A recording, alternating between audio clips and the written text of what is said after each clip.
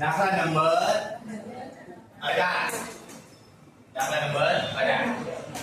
હા બોલો રાહુલ પાછો રકમ શું કહે છે?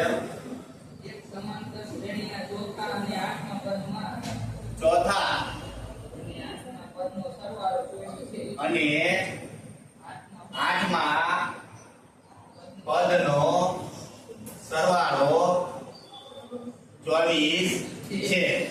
અને છઠ્ઠા અને દસમા પદનો સરવાળો 44 છઠ્ઠા અને દસમા પદનો સરવાળો 44 છે. આ સમાંતર શ્રેણીના પ્રથમ ત્રણ પદ છે. અચ્છા પ્રથમ 3 પદ શોધો. ચાલો રેડી.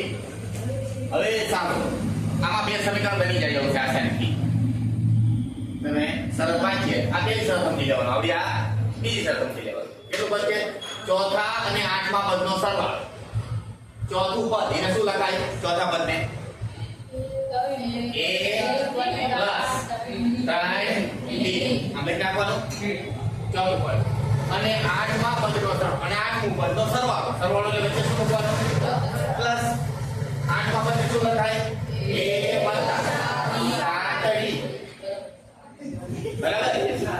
હવે થઈ ગયું. આ કેટલાનું પદ? ચોથું. આ કેટલાનું?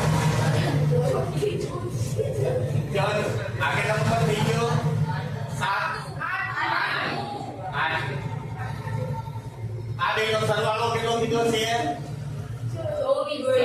બરાબર 24. રેડી. હવે a અને a કેટલી વખત a? બે વખત a વત્તા 3 d અને 7 વખત d 10 વખત d બરાબર કેટલા? સમીકરણ 1. હવે આગળ બીજું. હવે શું કહે છે?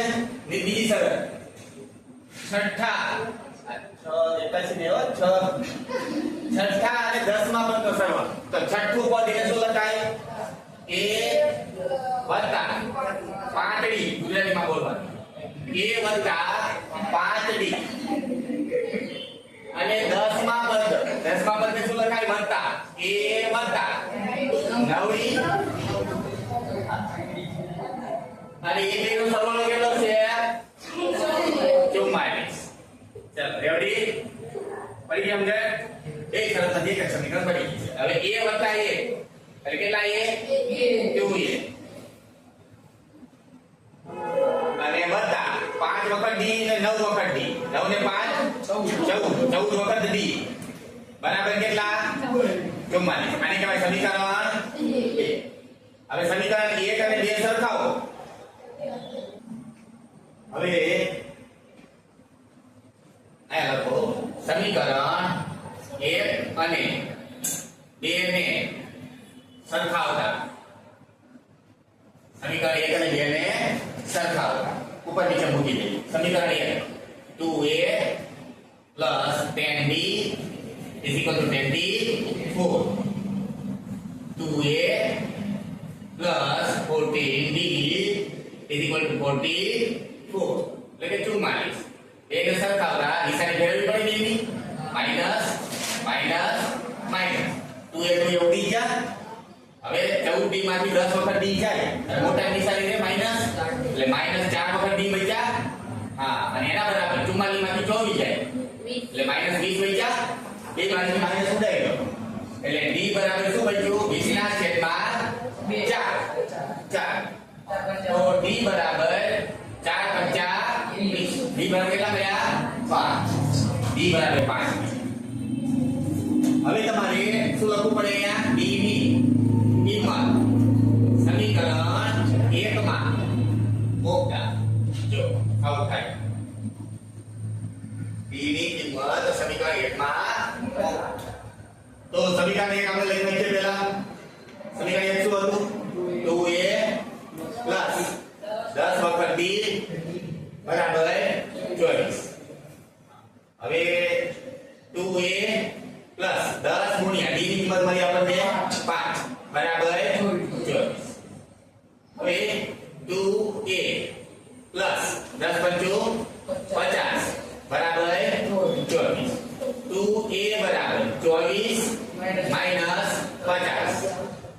a બરાબર 26 કેવા માઈનસ 26 છેદમાં કેટલા 2 એટલે a બરાબર આપણે મળે -13 જો a બરાબર -13 b બરાબર 5 ચલો રેડી હવે આપણે જવાબ શું શોધવાનો કીધો તો શ્રેણીના પ્રથમ ત્રણ પદ શોધો પ્રથમ ત્રણ પદ કોણ કોણ હોય a વત્તા b a વત્તા 2 આ પ્રથમ ત્રણ પદ હોય